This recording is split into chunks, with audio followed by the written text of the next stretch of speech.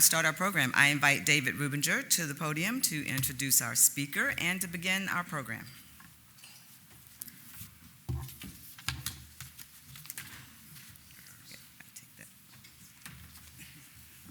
Thank you, President Kathy. As the 8th president of Georgia State University, Brian Blake leads one of the state of Georgia's largest universities, spanning 6 campuses and a community of nearly 53,000 students and 8,000 faculty and staff. For those of us who've been in Atlanta a long time, that's astounding. For those who remember Georgia State 30, 40, 50 years ago.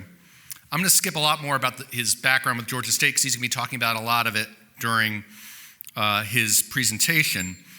But I do want to skip to some of the things you may not know about President Blake prior to Georgia State. He has over 25 years of faculty and administrative experience across 5 comprehensive research universities, including provost at George Washington University and Drexel University. Football fans, listen to this carefully. He was dean at the University of Miami and associate dean for research at the University of Notre Dame. So y'all get it. For you non-football fans, Miami made it into the National College Football Playoffs. Notre Dame didn't make it and opted out of the bowl games altogether. So a lot of politics going on in football. So I don't know if you want to address that, President Blake, but that's pretty good stuff. During his first 10 years of his academic career, he was a professor and later department chair of computer science at Georgetown University. Dr. Blake serves on the board of Grady Memorial Hospital Corporation, Metro Atlanta Chamber of Commerce, Junior Achievement of Georgia, where we get to serve together, which is awesome, and the Atlanta Convention and Visitors Bureau. Dr. Blake has been included on many of the most important people in Atlanta lists, including the Georgia 500, state's most influential leaders, as well as the Atlanta Business Chronicle's 2023 Most Admired CEOs. We'd give it to you every year, but we got to switch it around a little bit. In 2023, he was also inducted to Georgia Tech's, it's nice they still like you, Georgia Tech's College of Computing Hall of Fame. Dr. Blake was recognized as the 2025 President of the Year by the ACUI, and in addition to several honorary degrees, he has a Bachelor of Electrical Engineering from Georgia Tech, a Master of Science in Electrical Engineering from Mercer, and a PhD in Software Engineering from George Mason. Dr. Blake grew up in Savannah, Georgia, where he attended, football fans, if you're into high school football, the Benedictine Military Academy, a school that is crushing it right now in the high school ranks. He and his wife, Dr. Bridget Blake, have 2 sons, Brendan and Bryce. Please welcome to the stage, Dr. Brian Blake.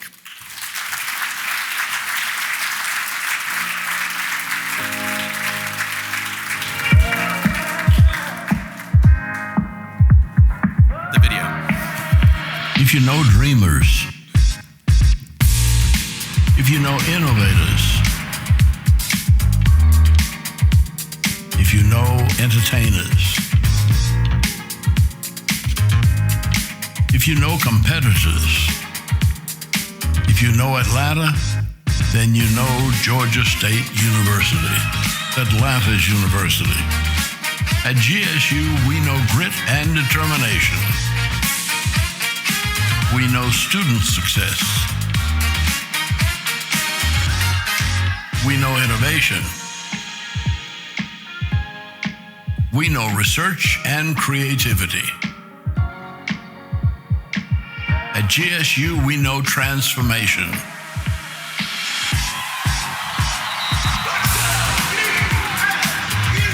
Georgia State has always been a catalyst for growth. As we look into the future, our strategic plan is to build vibrant, walkable spaces for our students to live, learn, and work. A true college town downtown. And it's Georgia State University, Atlanta's university, that is going to lead the way. This is our place, our time.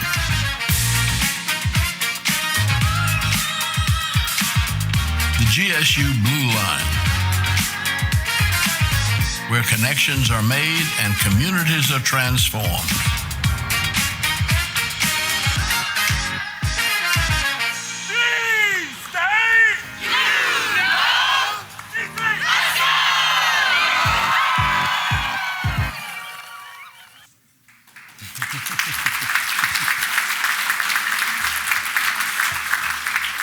think everyone should start off with a nice sizzle reel, you know.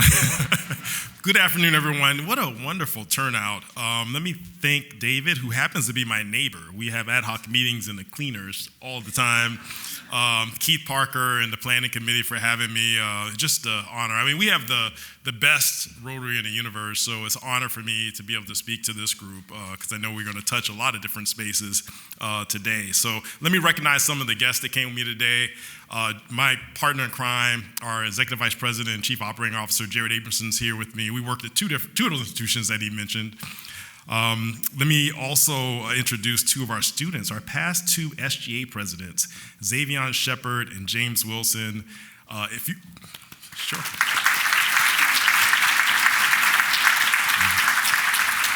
If you are really smart, you will track them down at the end of the day and hire them on the spot. I'm going to be trying to do that. So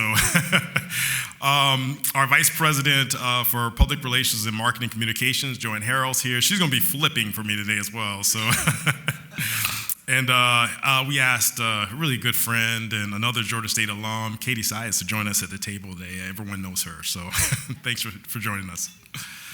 All right, I got to say one more thing. This is a personal privilege. So many of our Leadership Atlanta class of 2024 are here today. So we knew we were the best class ever. So we just went ahead and named ourselves the boss class ever. So we can, so I want to thank all of the Leadership Atlanta class that are here for being here today. So before we start, I'm going to brag a little bit. We're Atlanta's university. We make no excuse for that. I got some formality today. The pictures are going to be synchronized, so I've got notes here just to keep me on track. So in the first slide, you can see our famous Panther statue, Bronzy. You can actually rub his nose just over a block over from here.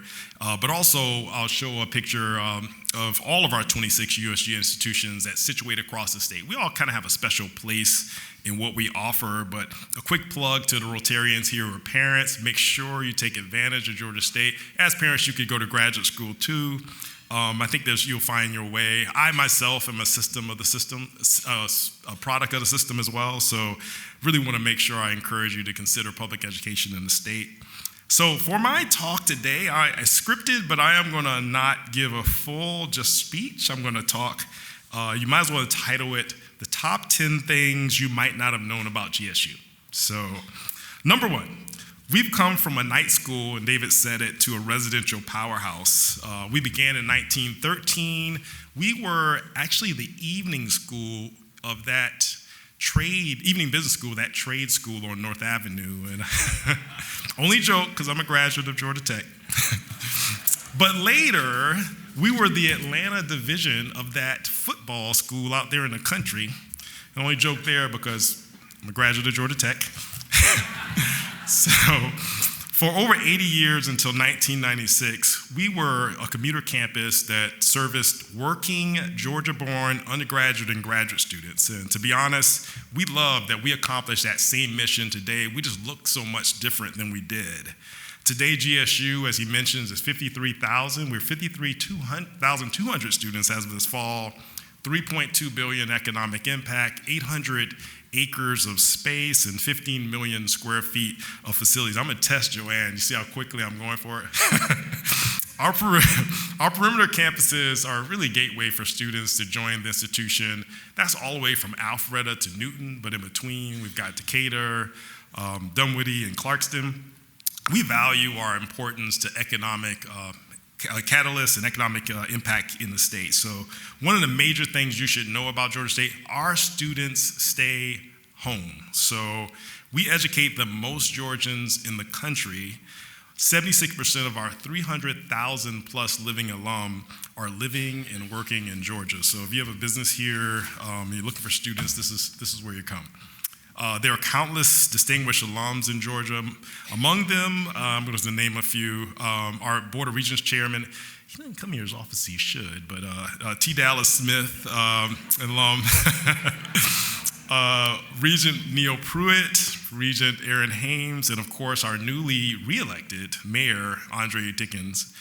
Some current Rotarians, and really excuse me, I did this slide, I didn't have my director with me because I'd been doing a lot of names, but I'm going to point out Betsy Hickens and my good friend William Pate. And you should also know, and I just made a joke about UGA, but President Jerry Moorhead is also an alum of Georgia State. There are other notable alums, Chris Ludacris Bridges, Bill Rogers, CEO of Truist, Scott Boatwright, CEO of Chipotle, former Mayor Keisha Lance Bottoms, and many others. So we touch a lot of places. Number 2, we're number 1 in the nation. So we retained our position as the number 1 public institution in undergraduate teaching. And also for the past 11 years, we've been noted as a top 5 most innovative public institution in the country. And that's specifically for what we do in automation and AI.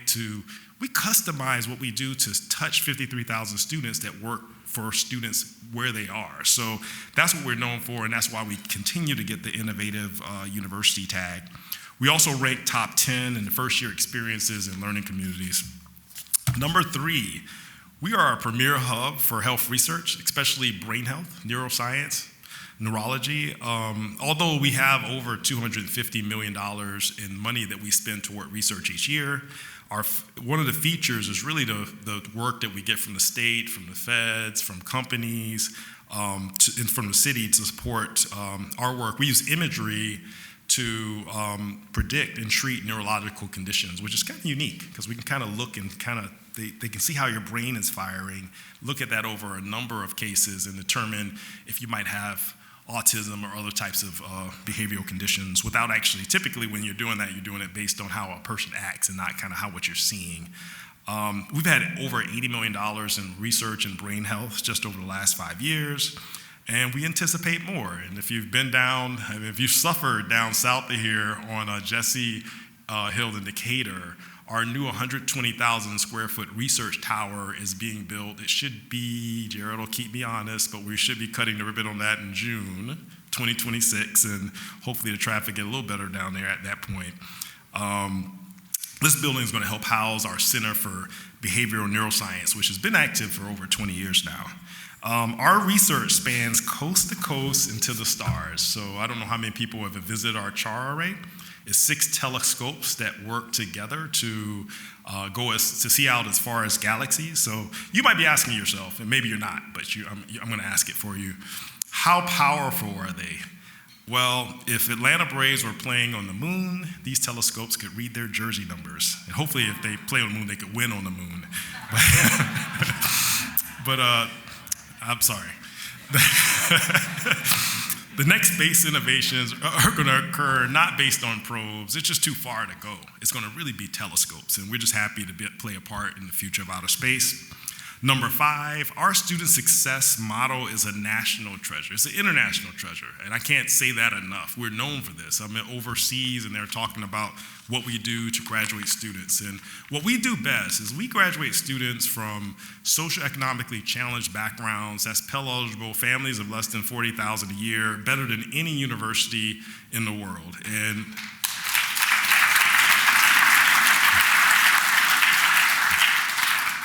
And just world-renowned, and we took that as, okay, we can do it ourselves, but we went even further and created a National Institute of Student Success, which, if you want to think about what that is, it's like a student success data analytics company crossed with a think tank. And what we're doing now is that group goes out to different universities around the world, and they do a diagnostic, and we help universities come up with a plan to be able to graduate their students even more effectively. So Dr. Allison Calhoun-Brown, she's our senior vice president that leads our effort at Georgia State.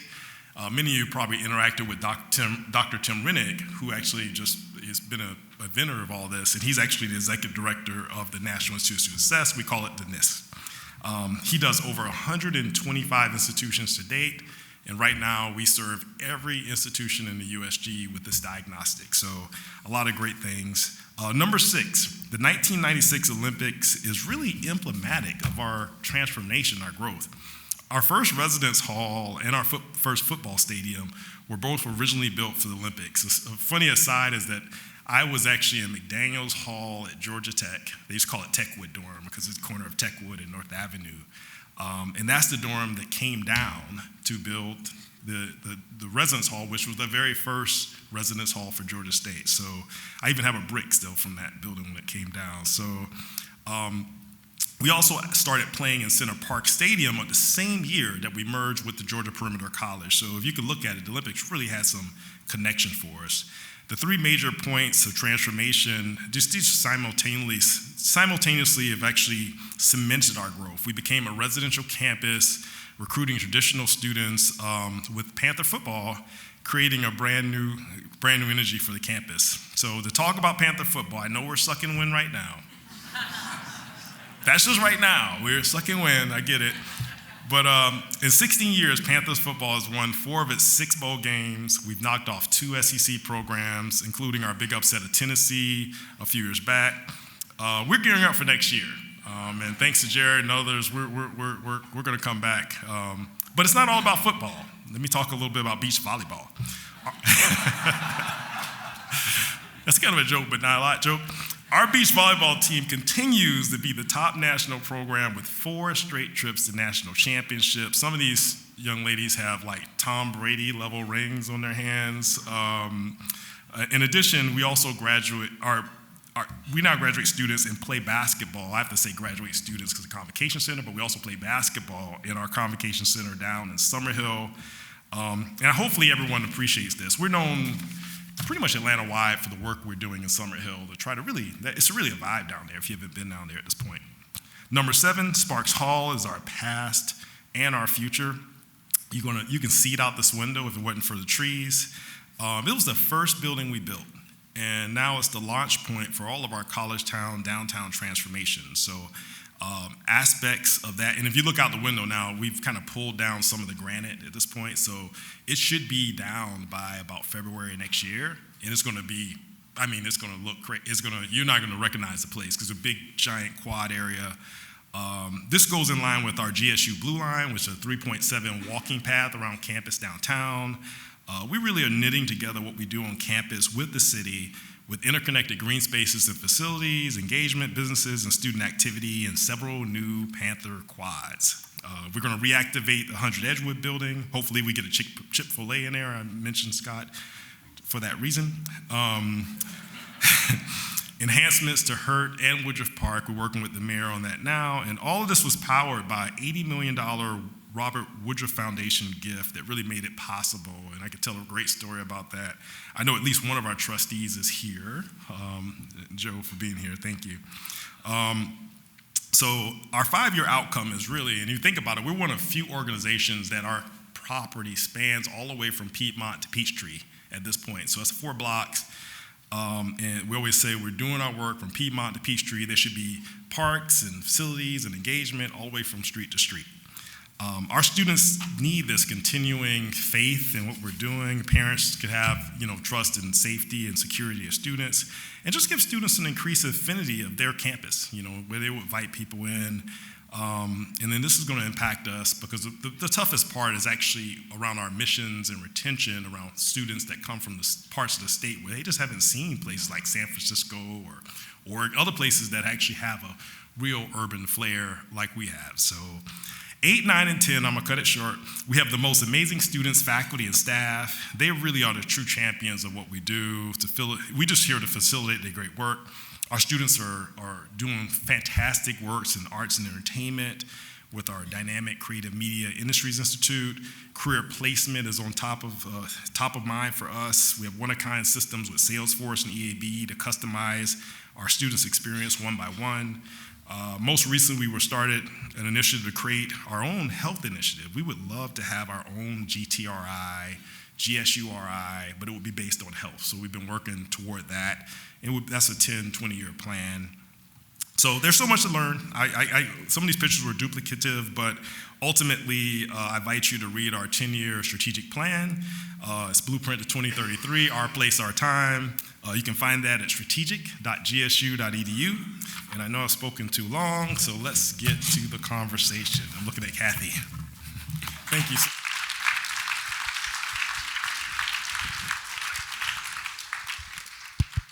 That was perfect. That was a perfect setup for all of this. I think about Summerhill, we lose the Braves, right, to Cobb County, and everyone was all crying in their beer over that. That opportunity, what that presented for Georgia State, was transformative, because no one ever really thought about Georgia State expanding over the highway like that. Think about how has that changed the university for the better overall? It's just, we have some students that live down there in what was the Yugo, and it gives us a different view. I mean, we're wanting to do a lot down in town with regards to dining and engagement. We kind of have some of that down there now. The prices don't quite line up with our students completely, but we work really hard to engage with Summerhill. That community, when I think about the residents down there and my interactions with them, they're so into the city. They're so supportive of Georgia State. And then, that partnership is so important with us. So I do think it gives our students a different view of what Georgia State looks like, how it works. And we take advantage of that when we have visitors and we have students that come in to see the campus. So, you were talking about the numbers of students. You're talking about the economic impact of Georgia State. I can't even fathom what size corporation this would be if you were a corporation in this city, but you would certainly be rivaling Fortune 500 companies in this town easily. And I think about the constituencies as president of the university you have to support. I'll argue, and I've talked to some of the other presidents of universities who are in Rotary and around town, that I think you have one of the hardest jobs in the country right now, just because of what's going on in higher education as a whole. You have to manage so many different constituencies. You have to be talking to so many different audiences that don't necessarily all line up in the same direction in terms of what they want to achieve. How do you manage that in terms of all that going on in your universe, given the size of your university? Well, the short answer is not very well sometimes.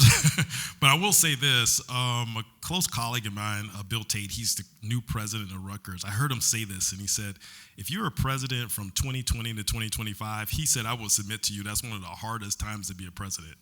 And I'll tell you something that's really funny. So it's just inconsistent. You need to be used to that one decision is not going to fit all. And you got to figure out how to explain your decision and make some parties not so happy and make some parties less not happy. So this is a funny story. It's we worked really hard so think about the pandemic. We had parents that came to us when we had to send students back home, and they said, you need to give us a discount. And, I was at George Washington at the time, and Gerald will remember this. We did give a discount. I think it was like 10%. All the students went back home. They yelled at us. Students back home, we gave the discount. And then the students start staying in their parents' basement during the pandemic. They were like, we're going to give you your discount back, and we're going to give you a 10% bonus. Please take them out of our basement. It's crazy. It's like, so you never know. And then when I was Drexel, I just wanted one pathway of faculty. I just want one pathway of classes to be online for the first 2 years. I was like, I just want one path. I mean, I don't care if it's like one major. I just wanted one thing to be online almost continuously and give students either from different countries or from different areas the ability to take classes with us even if they weren't present. Faculty fought. And then the pandemic comes, and then we had to go online in like a week. So we did that. They weren't very happy about it. Now fast forward to like a month ago or 2 months ago, we did a return to work. Now I'm fighting to get so you think about it, it's like you got to be very versatile in this world, because what you said before is going to be fought against. If you give into it, they'll fight the other way. So it's just, I think you just have to be smart. Think about how you're going to address something. Have a really good principle behind it. Just get used to it. You can get some lumps. But you have an additional constituency that a lot of universities don't have, which is your relationship both with the city and the state. So from a political standpoint, you're a tenant, if you will, of the city of Atlanta, and your interaction with the mayor's office and with the governor. These are things that kind of add an additional layer of complexity. Does that make your job harder or easier in the sense that you have, because the city of Atlanta doesn't want to lose Georgia State. Right. So you have some leverage over the city, but the city has leverage over you. How does that dynamic work? Yeah, so it's pretty funny. If you go to my my book bag over there, I actually have a state of Georgia employee. So it's people don't often get this, that I've been, and this is also funny. My entire career as an academic has been at private institutions, with independent institutions that don't report to anyone else, and we make our own decision independently. And then for the last 5 years, I've been at a public institution that's connected to a 26 university system where funding comes from the state, where I work in a place where, I'm one of the largest real estate landowners in the city, and we interact with hundreds of companies a year. So it's kind of like it's a reverse opposite of what I was, and I often tell people, I said, my biggest accomplishment is that I'm still here 5 years later, because there's no way I'm supposed to have messed this up a long time ago. But ultimately, we just work. I mean, it's kind of weird because we don't have to do, we do our best to be really great neighbors, and it's the Atlanta way. We try to work with everyone. There's a lot of things we do in real estate. We don't have to ask permission for the city, but we do. There's some things that the city requires of us, and they work with us. So I think the key is that we're all going in the same direction. Even when, the university system of Georgia, all the different places in Georgia. So it's not just Atlanta. In fact, I had a good friend of mine say, he probably said this, so if I say it, you'll know who it is, but he said he put a dime on the table and someone told him that that's Atlanta, because it's a bigger state. So we work really hard to kind of play very well with the city and the state, and we do that just kind of thinking the bigger picture for the state and the bigger picture, for the nation. One more question, then maybe we'll get to some from the audience. But obviously, government funding has been a very important part of the growth for Georgia State University over there, whether it's state or whether it's federal. But those grant dollars that you've used to help grow a lot of your programs, there's been some pullback, and obviously that's impacting universities all over the country. How do you look for new revenue sources? What are the channels that you can use, and what role can the business community, us here in Rotary, do to fill the gap? But to quote my very erudite editor-in-chief, he said, you can't out-philanthropize your way out of this problem. Mm-hmm. So we're trying.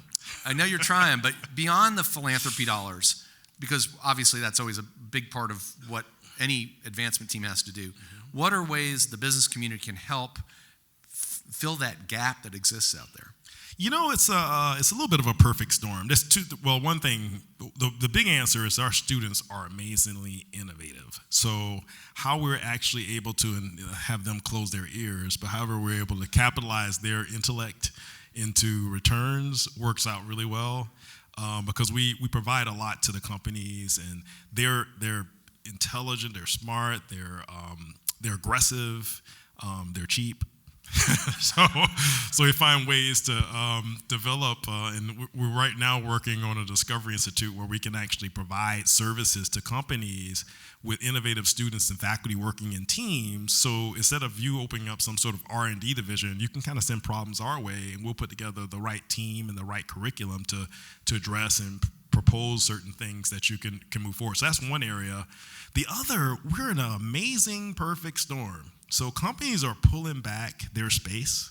And the one thing we can't do as a university with so much, 800 acres, 15 million square feet of space, we can't really close and sell buildings and do things that companies can. So we have a great opportunity to partner with companies in our space to have shared spaces where employees could actually teach courses, interact with students in those spaces, create solutions there. I think this is a great time for us to leverage our space in partnerships.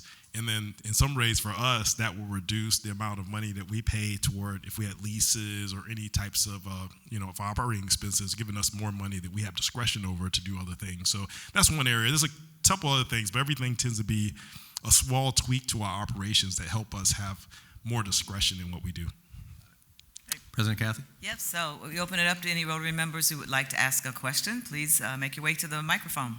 And while we're waiting for a question, as an engineer by training, what disciplines from your undergraduate and graduate degrees do you feel you apply the most to your day-to-day job? I think, I am actually, this is going to make you guys crazy. My research area as a PhD student was a mix between software engineering and applied AI. So I couldn't have picked a better topic 30 years ago.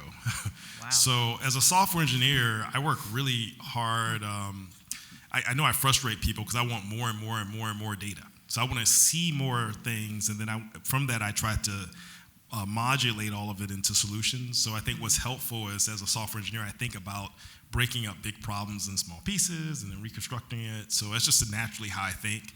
And then the applied AI is great because I get to speak really intelligently how I feel AI is going to evolve over the next decade, probably over the next year. President Blake, we're in this growth opportunity here in downtown. So think about Georgia State, the transformative impact it's made on downtown.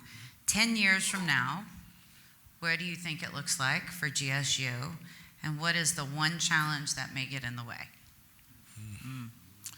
That's a leading question. She and I could answer that second part together in unison. I don't think that's fair.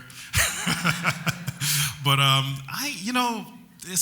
was telling someone this is my 5th year as president, and we're going to deliver a lot of things as a president. I didn't understand this until about now. We deliver everything in batches, and I think this first batch for us is the National Institute of Student Success building, the Panther Quads. We have a new research tower that's coming together. We have a new school in risk science that was opened up. And now, in 5 years, you're like, okay, what's my next set of deliverables? And it takes about 6 years to get a building, if you're using state dollars. So I think, Katie, if I'm looking 6 to 10 years from now, for one, these students are going to define. When you ride on Cortland heading south past us, heading to the Capitol, these guys are going to define what that looks like and how we interact. I think it's going to be a brand new, really energetic space there. You're going to see more students kind of into the center. I love to say that we'd have more restaurants down here. It'd be a place that even if you live in Buckhead or Cobb or Gwinnett, you might want to come downtown as we connect the work that's going in South Downtown, over by the stadium, the Stitch. So I think it's going to be a lot more active here. More residents will come because we will be very attractive to that. In addition, right now, my next batch, I'm looking for new partnerships with our School of Education, maybe a new building. Would love to get a space very close and partnered with Grady for our nursing and health professions. And then, if we got baseball coming here next year, we got to have softball down here too. Now, beach volleyball is going to stay in the middle of the city. And if you have not been to a beach volleyball game, shame on you. It is the best, the best thing happening in February and March. Katie to Katie. All right, maybe one last question. Well, I too got my MBA from Georgia State University, and I remember that experience. That's where many of us corporate Atlantans went. We thought of Georgia State University as this nighttime MBA program. The university is different today than 25 years ago. You talked about that a little bit, but could you describe for us what some of the typical student profiles are today of a GSU student? We have the benefit of first Monday of every month, we get to hear often from one of your students, but outside of the musical program and maybe outside of the MBA program, what are the typical student profiles and how is that MBA program doing? So the MBA, well, I'll start with the last question. I think the MBA program is becoming more modular. So there's a look now to look at programs that are more quickly allow our professionals to get right back to work. So I think you're seeing that more than anything else. Our student body is really interesting. I'd say, okay, what are the top 3 undergraduate majors? It's psychology, biology, computer science. I think are the top 3. Probably the fastest growing is our Creative Media Industry Institute. So a lot of students are coming into our College of the Arts and into Arts and Sciences to work in digital media. Like 70% of our students, very similar to those we place in the state, come from the state. And probably a good half are within 50 miles of the campus. So we do have a very regional, sort of Georgia-born, Georgia-located students. If you look at the campus, About 25% are in our residence halls. Another 10 or 15% are in the apartments around us. So we really want to push forward and have up to 50% that are closed. So we still have a lot of commuter students. A lot of our graduate students are really coming to our campus on Tower Place. That's where we teach our MBA program. And the students are all backgrounds. I'd say we've got 6 different universities. 40% of our students are Black or African American. That's 23,000 students. If you count all of the HBCUs in the state of Georgia, that adds up to 22,000 students. Not all of them are Black. All 23,000 of ours are. So we have more than all of those 10 put together. At the same time, we've got 12% Caucasian. We've got 10% and 10% Latin, Hispanic, and Asian American. So if the average institution is about 6,000 to 8,000 students, we've got like 6 institutions of just one ethnicity. So we're the most truly diverse institution in this country as far as being a real melting pot of students from all backgrounds, and you see it. It walks across campus every day. So if you don't spend time, just spending time here will give you that kumbaya feeling. And in my experience with Georgia State University kids, because many of them are first generation, going to college, they're hungry. I mean, there's a hunger there for success in life that you don't necessarily see in every university, because these are kids whose parents really scrape together to make sure they could go to college, and it means so much, not to the kids but to the families in such a unique way. That's one of the things that I think a unique dynamic that y'all have. I think you cry every commencement when we ask this every commencement. How many students here are first generation? It's always more than half that stand up, and you see it in the crowd. It's just amazing. And to get to know these students, you got to talk to these two. These guys are both from Newton County, and they're just the wonder kind. So we're so fortunate. Brian, thank you for a wonderful program. If any of you all remember Arayo, who was our student that came over from Nigeria, she graduates next week, so I'll be at her graduation next week. And thanks to Rotary, she was able to go to Georgia State University. So